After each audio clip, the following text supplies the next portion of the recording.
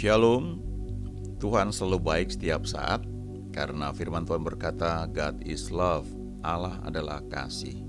Dan karena itu Ia membuat segala sesuatu menjadi indah pada waktunya masing-masing. He makes all things beautiful in its time.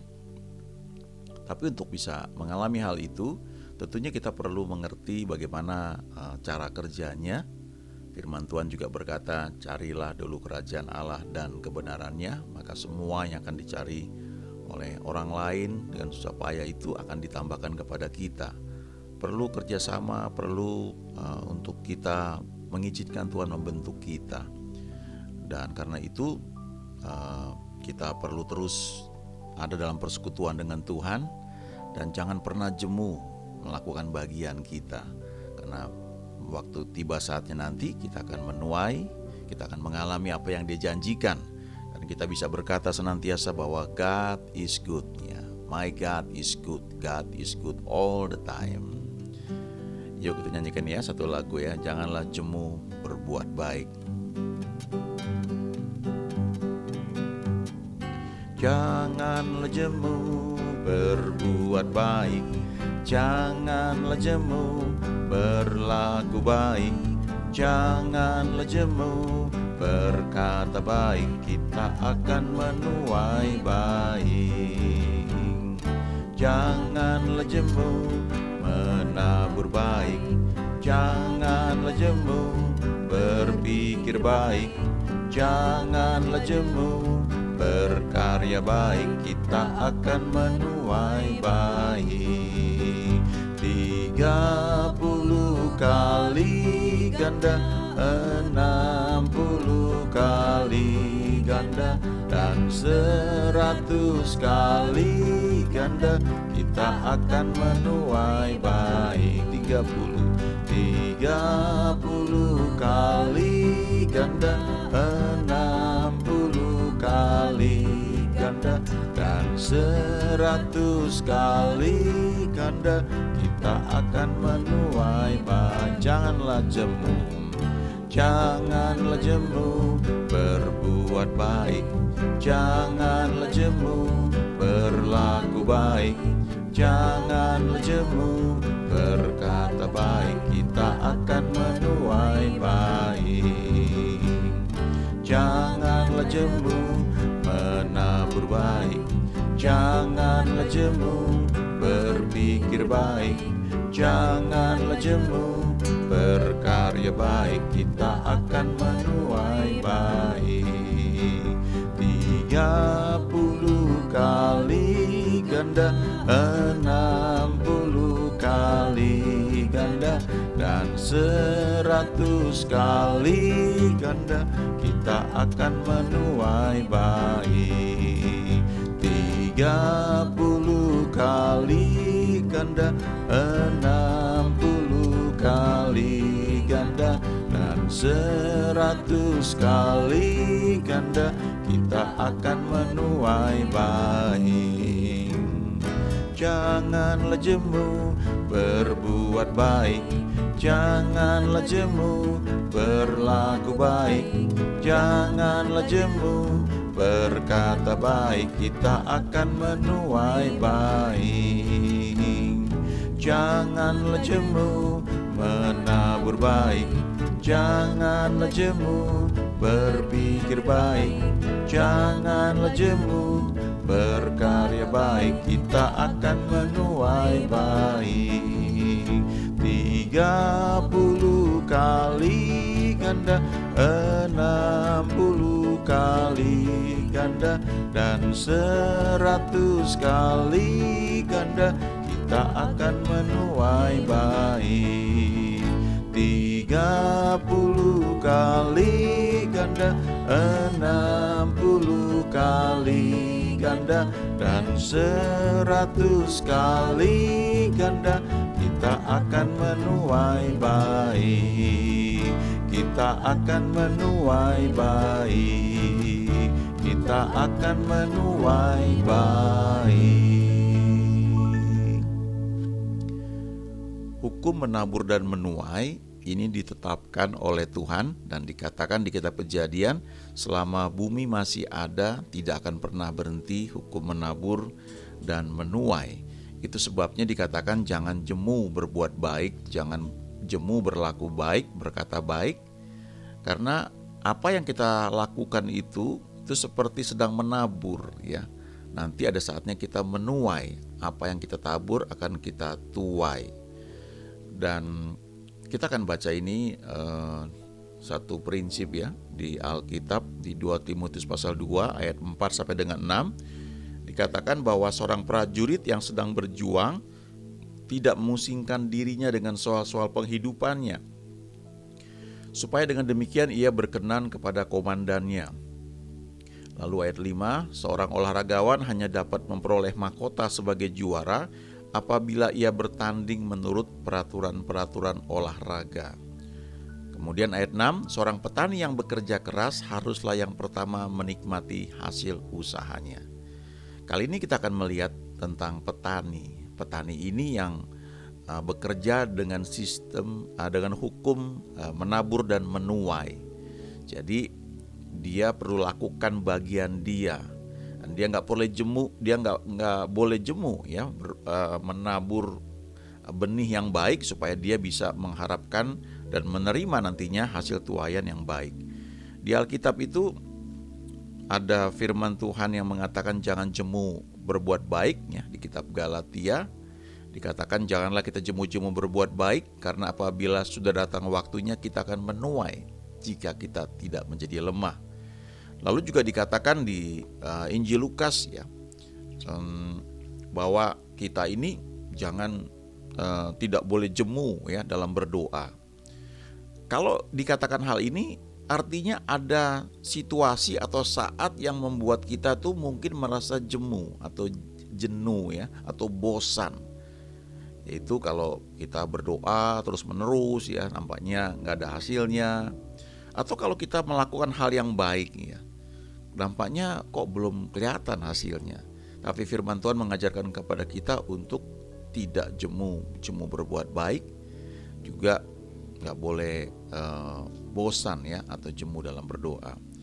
Seorang petani mau nggak mau harus memahami prinsip ini ya, nggak boleh jemu dalam menabur, lakukan bagiannya, karena jika tiba saatnya dia akan menuai. Di 2 Timotius pasal 2 ini ayat 4 sampai dengan 6, Paulus itu memang menggambarkan 3 metafora ya. Dikatakan dia kasih tahu kepada Timotius muridnya beberapa hal penting, dan dia bilang bahwa kamu sebagai seorang pelayan Tuhan, dan tentu juga ini yang perlu kita pelajari ya dari apa yang Paulus katakan pada Timotius. Dikatakan bahwa kamu seperti seorang prajurit, kamu harus rela menderita, dan kamu harus punya pikiran yang fokus ya, single minded. Perlu diingat bahwa menderita ini bukan karena penyakit, bukan menderita karena kesalahan yang dibuat sendiri.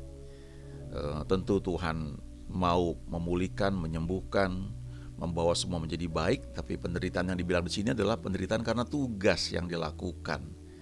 Ya, ada saat-saat harus menahan diri, ya, berpuasa, menguasai diri, dan itu tidak enak buat daging. Nah, itu yang disebut menderita ya.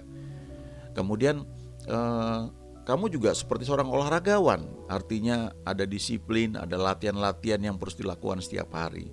Lalu yang ketiga, jangan lupa sebagai seorang yang melayani Tuhan, kamu harus punya sikap, punya prinsip, dan memahami bahwa yang kamu lakukan itu, kamu mungkin seperti seorang petani yang memerlukan ketekunan. Ada hal-hal tertentu yang harus dilakukan setiap hari. Itu gambaran dari seorang petani. Jadi gambaran 3 profesi ini sebagai seorang Kristen ya, prajurit, atlet, dan petani ini bersamaan perlu kita pahami ya, kita camkan. Lalu khusus mengenai petani ya, Paulus bilang bahwa seorang petani yang bekerja keras haruslah yang pertama menikmati hasil usahanya. Jadi ternyata sebagai seorang petani ini, Paulus bilang tidak cukup hanya bekerja ya, melakukan bagian, tapi perlu bekerja keras katanya. Kalau bekerja keras, maka dia yang pertama menikmati hasil usahanya.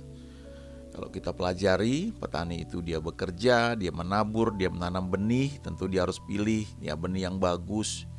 Dia harus menyiapkan ladangnya, ya, dia harus mencangkul. Kalau zaman sekarang sudah pakai traktor gitu ya, pakai alat berat, pakai alat bajak, mesin bajak, ya. Sebagian masih pakai sapi, lembu ya untuk menarik bajak, tapi pada prinsipnya harus menyiapkan ladangnya. Lalu setelah ditanam benih perlu diberi pupuk, lalu perlu diairi. Ya, kalau zaman sekarang sudah pakai sistem irigasi, tapi itu perlu dikerjakan. Lalu perlu menyiangi ya, mencabut rumput-rumput yang mengganggu, membersihkan ya. Lalu pada akhirnya menuai. Untuk menuai pun perlu usaha ya, perlu kerja keras, perlu melakukan hal yang diperlukan memang ya. Nah, jadi petani ini mau nggak mau dia memang melakukan bagian dia ya. Dia harus paham hukum menabur dan menuai. Dia perlu mengerti ya, memahami, menyadari bahwa dia pasti akan menuai. Tapi dia tetap perlu lakukan bagian dia. Dia perlu membajak, dia perlu menabur, dia perlu mengairi, perlu sabar, perlu tekun, perlu kerja keras ya. Dan ada satu sikap yang penting ya. Saya lupa dalam bahasa Indonesia itu apa ya. Tapi kalau diterjemahkan dari bahasa Inggris itu adalah sikap yang segera pulih waktu menghadapi kegagalan ya. Bahkan itu seperti per ya, atau seperti bola yang memantul. Ketika dibanting ke bawah, maka bola itu akan melambung lebih tinggi daripada jarak ketika dia pertama kali dibanting ke lantai. Nah, sikap seperti itu harus ada ya. Jadi tidak patah semangat ya. Lalu kita perlu ingat bahwa dalam kita menantikan janji Tuhan atau kita melakukan bagian kita, entah dalam pelayanan, entah juga secara pribadi ada hal yang kita doakan untuk itu boleh terjadi. Dan kadang-kadang kita berpikir semuanya bisa segera terjadi, instan terjadi, langsung bim salah bim, langsung terjadi kesembuhan. Dan itu memang ada ya, tidak salah ya. Dalam banyak kebaktian, ketika karunia kesembuhan bekerja, maka orang yang sakit bisa sembuh total.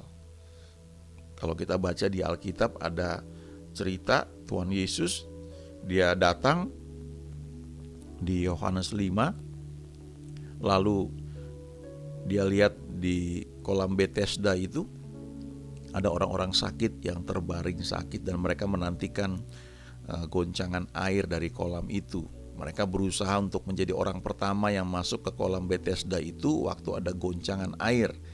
Karena mereka percaya kalau mereka menjadi orang pertama yang masuk ke dalam kolam itu waktu airnya bergoncang, maka mereka akan sembuh apapun penyakitnya. Nah, itu perlu kesabaran, menantikan di sana ya, siap sedia. Tapi kemudian ada satu orang yang sudah 38 tahun sakit, dan ketika Yesus lewat dan Yesus bilang, "Mau gak kamu sembuh?" Dan orang itu komplain ya, dia bilang, "Tuhan, gak ada yang bantu aku. Setiap kali air itu bergoncang, aku selalu gak pernah berhasil menjadi orang pertama yang masuk ke dalam kolam itu untuk mengalami kesembuhan." Lalu Tuhan bilang, "Bangunlah, angkat tilammu dan berjalanlah." Lalu orang itu sembuh seketika. Dan ini, hal seperti ini, mujizat seperti ini tetap berlangsung sampai sekarang. Itu terjadi.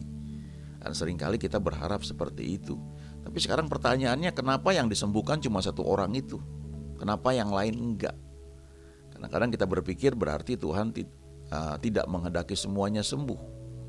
Bagaimana mungkin? Karena kalau kita baca di Kisah Rasul dikatakan bahwa Yesus itu berjalan sambil berbuat baik dan menyembuhkan semua orang yang dikuasai iblis. Dulu saya gak mengerti ya, kenapa cuma satu orang yang di tepi kolam Bethesda itu yang disembuhkan. Yang lain kan banyak, kenapa gak disembuhkan juga? Lalu seorang hamba Tuhan bagikan bahwa yang lain itu sebenarnya punya perjanjian dengan Tuhan. Ingat, ini waktu itu masanya belum perjanjian baru ya. Yesus baru datang, dia mulai memberitakan Injil, dia menunjukkan bahwa dia adalah firman yang menjadi manusia. Nanti setelah dia mati disalibkan, dia dikuburkan, dia bangkit. Nah, baru setelah itu kita mengalami apa yang disebut perjanjian baru. Jadi pada masa itu sebenarnya orang-orang Israel itu punya perjanjian dengan Tuhan yang sudah cukup lama. Ketika orang Israel keluar dari Mesir, Tuhan berkata, "Aku adalah Tuhan yang menyembuhkan, Jehovah Rafa." Lalu ada syarat-syaratnya yang perlu dipelajari. Jadi sebenarnya ketika Tuhan menyembuhkan satu orang itu yang sakit sudah lumpuh 38 tahun, dia mau tunjukkan bahwa ada satu cara lain untuk menantikan atau mengalami mujizat atau mengalami kesembuhan, yaitu mendengar firman, dan firman itu rema. Tapi kalau itu belum kita alami, kita punya janji yang sudah sekian lama yang dikatakan bahwa Tuhan adalah Tuhan yang menyembuhkan, Jehovah Rafa. Nah, untuk itu kita perlu percaya dan perlu sabar. Sabar itu bahasa Inggrisnya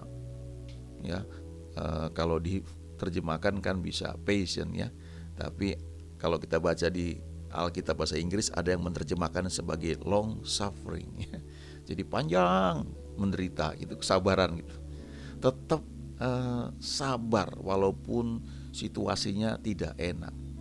Nah, Alkitab berkata di Ibrani 6 ayat 12, dikatakan di situ, agar kamu jangan menjadi lamban tetapi menjadi penurut-penurut mereka yang oleh iman dan kesabaran mendapat bagian dalam apa yang dijanjikan Allah. Jadi tidak cukup hanya iman, tapi perlu kesabaran. Iman itu justru diuji melalui waktu yang panjang. Saya pernah baca satu buku yang ditulis oleh seorang hamba Tuhan yang memang pelayanannya kesembuhan ilahi. Dan dia cerita ketika dia mendoakan orang dalam kebaktian, kadang-kadang itu karunia kesembuhan bekerja, kadang-kadang karunia mujizat bekerja. Dan kalau kita pelajari di surat Paulus kepada jemaat di Korintus, yang namanya karunia itu bisa bekerja karena kehendak daripada Roh Kudus. Kita nggak bisa kendalikan itu, tapi yang bisa kita buat adalah memberitakan firman tentang kesembuhan. Sebab iman itu muncul karena mendengar firman. Lalu setiap orang yang mendengarnya, mereka akan mulai serius memperhatikan, dan mereka diberi pengharapan untuk percaya. Nah, hamba Tuhan yang saya ceritakan itu ketika dia khotbah, kadang-kadang dia bilang bekerja karunia kesembuhan. Tapi kalaupun itu enggak bekerja, dia tekankan kesembuhan adalah hak setiap orang percaya. Pegang itu, percaya itu. Perlu iman dan kesabaran. Kemudian dia ceritakan ada satu orang yang anaknya sakit sudah, saya lupa berapa belas tahun dari sejak kecil.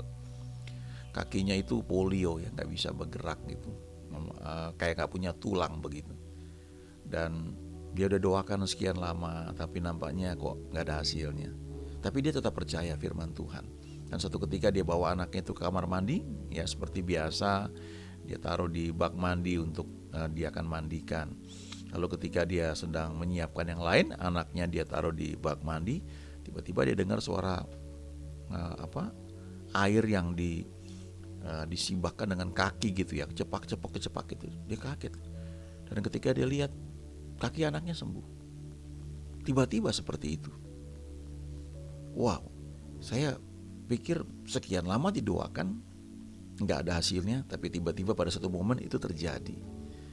Tapi itu terjadi juga karena sang ibu ini tidak hanya punya iman tapi dia sabar. Jadi kesabaran itu perlu. Lalu Ibrani 10 ayat 36, sebab kamu memerlukan ketekunan supaya sesudah kamu melakukan kehendak Allah, kamu memperoleh apa yang dijanjikan itu. Di sini kita pelajari ada 3 hal Kalau kita punya satu kebutuhan, keinginan, maka yang pertama kita perlu tahu kehendak Allah tentang kebutuhan atau keinginan yang kita harapkan itu. Misalnya kita mau sembuh, kita perlu tahu kehendak Tuhan. Apakah memang Dia mau kita sembuh? Pasti iya. Tapi masalahnya seringkali kita meragukan hal itu. Kita nggak cukup percaya bahwa Dia mau menyembuhkan kita. Lalu kita cenderung menerima apa adanya. Memang firman Tuhan mengajarkan kepada kita untuk mengucap syukur. Tapi di sisi lain kita perlu belajar apa yang Tuhan kehendaki bagi kita, ya, secara umum dan juga secara spesifik. Memang gak bisa dipungkiri banyak orang yang kelihatannya tidak mengalami kesembuhan tapi hidupnya menjadi berkat bagi banyak orang. Tapi kita kembali ke firman Tuhan, kita pelajari, kita akan melihat bahwa Dia Tuhan yang sangat mengasihi. Dia mau kita sembuh, Dia mau kita sehat. Jadi kita perlu tahu kehendak Allah, ya. Satu ketika ada satu orang yang sakit kusta, kemudian dia datang kepada Yesus, lalu dia tersungkur dan dia bilang begini, Guru, kalau engkau mau, engkau dapat mentahirkan aku. Lalu Tuhan menjamah tangannya dan Tuhan berkata, aku mau, jadilah engkau tahir. Lalu orang itu tahir seketika, menjadi sembuh. Orang ini yang sakit kusta, dia percaya Tuhan bisa menyembuhkan, bisa membuat dia tahir. Tapi dia gak cukup yakin bahwa Tuhan mau mentahirkan dia, ya, menyembuhkan dia.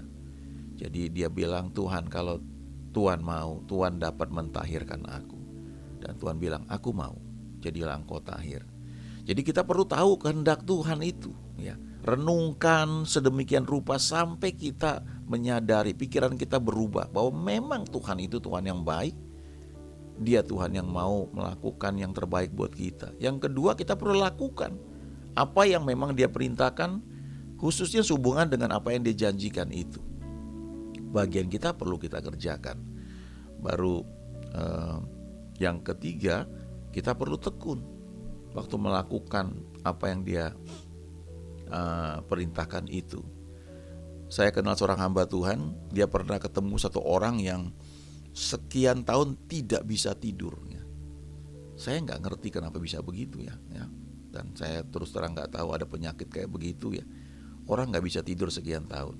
Lalu ketemu hamba Tuhan ini berdoa, ya, dia percaya Tuhan mau anak orang ini sembuh. Lalu Tuhan kasih firman di hatinya, suruh baca Alkitab. Dan orang ini nurut, dia baca terus dia nikmati. Nah, ketika dia baca berapa lama dia mulai ngantuk dan akhirnya dia ketiduran. Itu seringkali mungkin kita alami, ya, kalau baca Alkitab ngantuk gitu. Kalau baca koran kita semangat, baca Alkitab ngantuk. Tapi ini real, kisah nyata terjadi, ya. Nah, ketika orang itu baca dia ngantuk, dia tidur. Akhirnya dia sembuh dari penyakitnya itu, dia bisa tidur normal, tapi dia tetap rajin baca Alkitab. Jadi dari contoh ini kita melihat bahwa Tuhan mau orang ini sembuh, tapi orang ini juga Tuhan inginkan supaya dia baca firman-Nya. Kalau kita baca Alkitab, baca firman-Nya, kita belajar mengenal kehendak-Nya. Lalu 1 Korintus 15 ayat 10, ya, ini Paulus mengatakan demikian, ya. Tetapi karena kasih karunia Allah, aku adalah sebagaimana aku ada sekarang, dan kasih karunia yang dianugerahkannya kepadaku tidak sia-sia. Sebaliknya, aku telah bekerja lebih keras daripada mereka semua, tetapi bukannya aku, melainkan kasih karunia Allah yang menyertai aku. Paulus bilang bahwa dia bekerja lebih keras daripada yang lain. Tapi dia juga sadar bahwa yang membuat dia bisa bekerja keras dan bekerja keras lebih daripada yang lain adalah karena adanya kasih karunia yang menyertai dia. Jadi maksudnya begini, Paulus ini paham bahwa Tuhan itu ada di dalam hidupnya, di dalam hatinya. Kita baca di Alkitab, Allah itu sumber ketekunan, Allah itu kekuatan kita. Semua yang kita perlukan sebenarnya ada di dalam Tuhan, di dalam Allah yang kita sembah.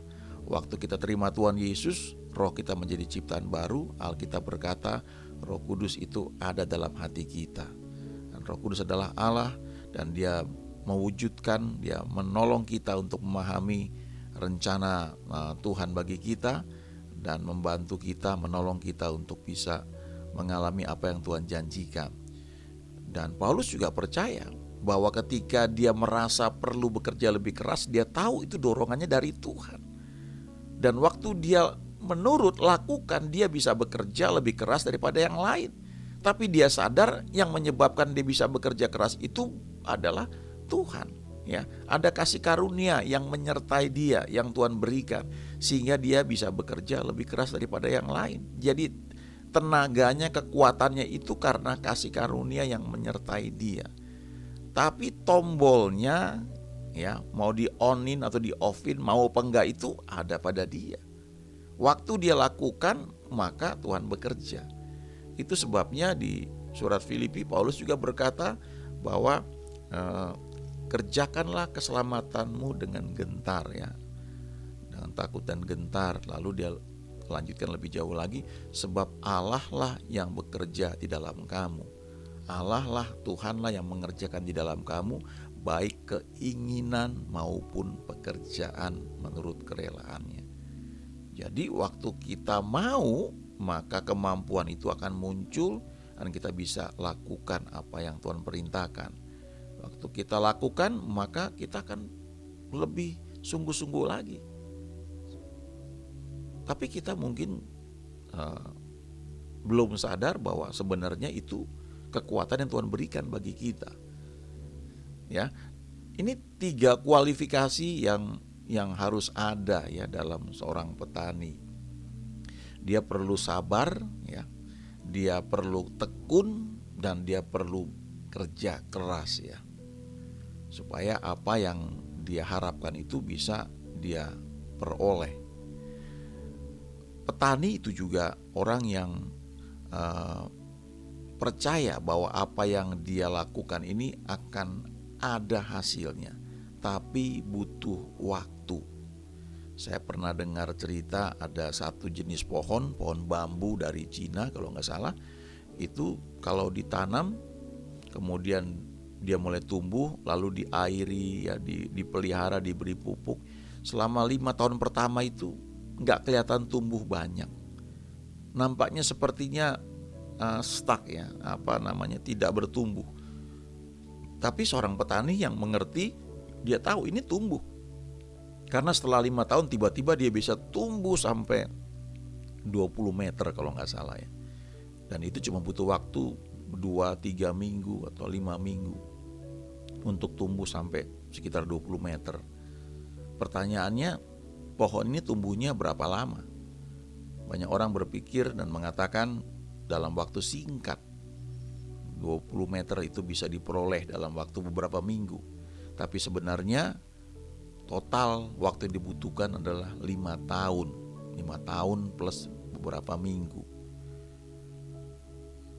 Kalau petani ini nggak paham bahwa apa yang dia lakukan itu akan memberikan hasil, dia mungkin nyerah. Ya, nggak ada gunanya lah, capek lah gitu, ya. Tapi kalau dia tahu, ya, dia paham bahwa ini mesti tumbuh, dia sabar terus, dia tekun lakukan bagian dia kerja keras, dan pada saatnya dia terima hasilnya. Ada satu cerita yang menarik di Perjanjian Lama tentang Elia dan Elisa. Ya, waktu itu Elisa ditanya sama Elia. Ya, saya bacakan ayatnya, ya, dari 2 Raja-Raja pasal 2 ayat 9. Elisa ini melayani Elia, dan Elia adalah nabi yang terkenal sekali. Elia ini tidak mengalami kematian, dia diraibkan hidup-hidup sama seperti Henok. Waktu itu Elia sudah menjelang saatnya mau diangkat ke surga. Lalu Elia nanya kepada Elisa, ya, di ayat ini. Saya bacakan. Dan sesudah mereka sampai di seberang, berkatalah Elia kepada Elisa, mintalah apa yang hendak kulakukan kepadamu sebelum aku terangkat daripadamu. Jawab Elisa, biarlah kiranya aku mendapat 2 bagian dari rohmu, ya, double portion anointing. Nah, banyak yang menafsirkan bahwa mujizat yang dibuat oleh Elisa itu 2 kali lipat dibanding apa yang dibuat oleh Elia, karena dia mendapatkan double portion anointing, urapan ganda, ya, urapan 2 kali lipat. Dan banyak orang memang ingin seperti ini. Wah, menarik ini, ya, kalau minta didoakan mendapatkan double portion.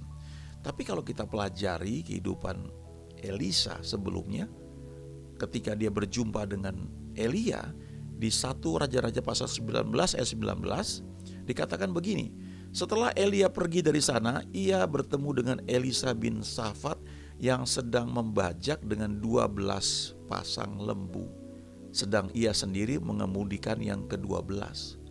Ketika Elia lalu dari dekatnya, ia melemparkan jubahnya kepadanya.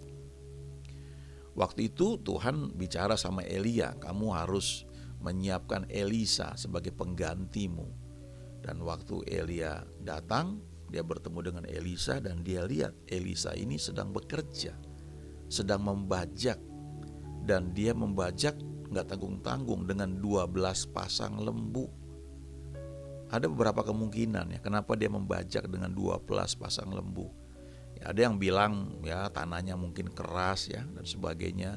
Tapi ada yang juga bilang bahwa tanahnya luas.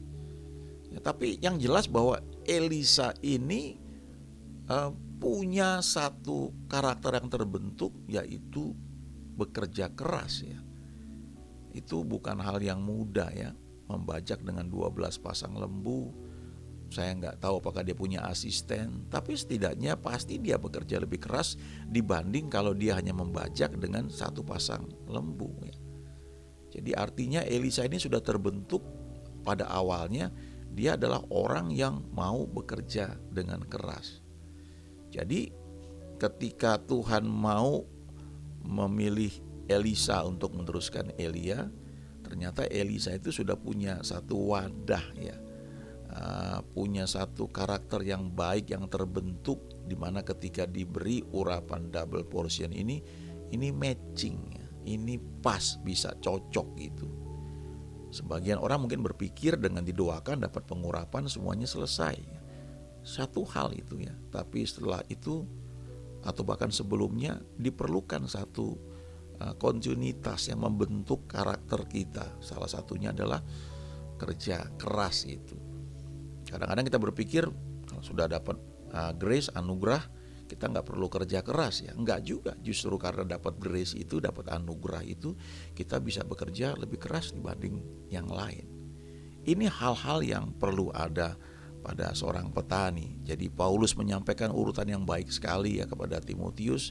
Kamu harus seperti seorang prajurit. Seorang prajurit itu punya kerinduan untuk berkenan kepada komandannya, dalam hal ini Tuhan Yesus. Kamu fokus dalam pelayanan. Ada hal-hal yang perlu kamu pilah-pilah, tapi jangan sampai terganggu dengan kehidupanmu sehari-hari, sehingga tugas yang Tuhan percayakan itu juga terbengkalai gitu. Lalu kamu juga ingat bahwa kamu harus seperti atlet ya. Kamu perlu tahu aturan-aturannya, perlu belajar terus. Bagaimana misalnya berdoa, bagaimana mendoakan orang sakit, bagaimana melayani orang, misalnya seperti itu. Jadi ada hal-hal yang perlu dipelajari dan perlu diikuti aturan-aturannya. Kemudian jangan lupa juga kamu harus menjadi seperti seorang petani. Ya, petani itu bekerja dengan iman ya. Dia siapkan ladang, dia pacul, dia gali, lalu dia tanam benih yang baik, lalu dia harus airi, dia jaga, dan sekian lama nampaknya tidak ada apa-apa, tapi dia percaya bahwa ini pasti jadi. Dengan setia dia lakukan hal itu terus-menerus ya. Dan akhirnya firman Tuhan berkata, seorang petani yang bekerja keras haruslah yang pertama menikmati hasil usahanya. Diperlukan kerjasama dalam hidup kita supaya kita bisa mengalami apa yang firman Tuhan katakan bahwa God is love ya. Allah adalah kasih. Dan karena dia adalah kasih, dia menyatakan kasihnya itu dalam kehidupan kita.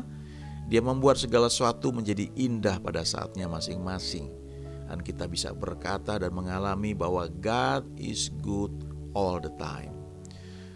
Tuhan, terima kasih untuk hal yang kami pelajari saat ini, bahwa sebagai seorang petani yang Paulus ajarkan kepada Timotius, kami belajar di sini bahwa diperlukan kerja keras, tapi kerja keras bukan dengan kekuatan kami.